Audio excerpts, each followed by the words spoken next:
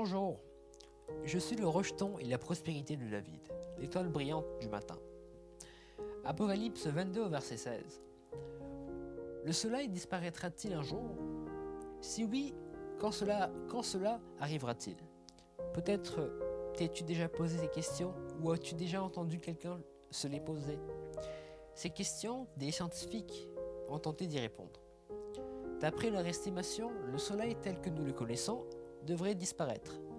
Ils estiment que d'ici 4 milliards d'années, il commencera à augmenter de volume jusqu'à percuter et détruire plusieurs planètes, dont la Terre. Puis il diminuera le volume pour revenir à peu près à sa taille actuelle. Il continuera à briller, mais sa lumière sera beaucoup plus faible avant de disparaître très lentement. Il s'agit là d'une hypothèse et d'une théorie proposée par certains scientifiques. Sais-tu que la Bible parle aussi de ces deux questions? Et dans le cas présent, la Bible ne répond pas directement à la première question, mais elle donne des informations sur le sujet. En effet, voici ce qu'il est dit dans l'Apocalypse. La ville n'a pas besoin ni du soleil, ni de la lune pour l'éclairer, car la gloire de Dieu l'éclaire, et l'agneau est son flambeau. Apocalypse 21, verset 23.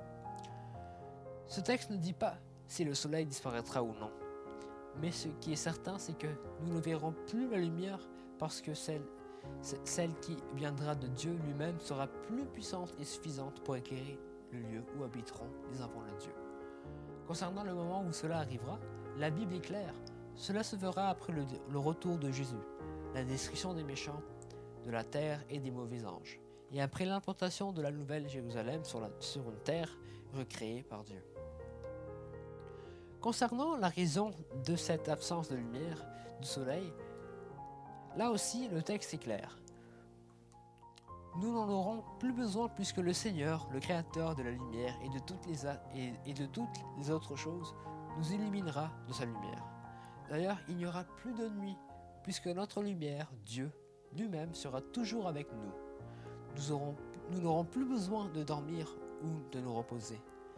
J'avoue que j'ai hâte de voir ce moment. Dieu parle et comme dans la Genèse, les choses sont créées. En attendant, il nous invite à lui confier notre cœur et notre vie. C'est vrai, nous avons tous, petits et grands, des moments très sombres dans nos vies. Et peut-être que personne ne connaît et qui nous attriste, et nous font pleurer en cachette. Mais Dieu nous dit la chose suivante. Mais pour vous qui craignez mon nom, se lèvera le soleil de la justice, et la guérison sera sous ses ailes. Dans Malachie 4, verset 2. Sa justice nous libère, nous guérit, et grâce infinie nous pardonne et nous aide à pardonner. Que le Seigneur soit notre lumière, notre guide, notre étoile, jusqu'à son retour.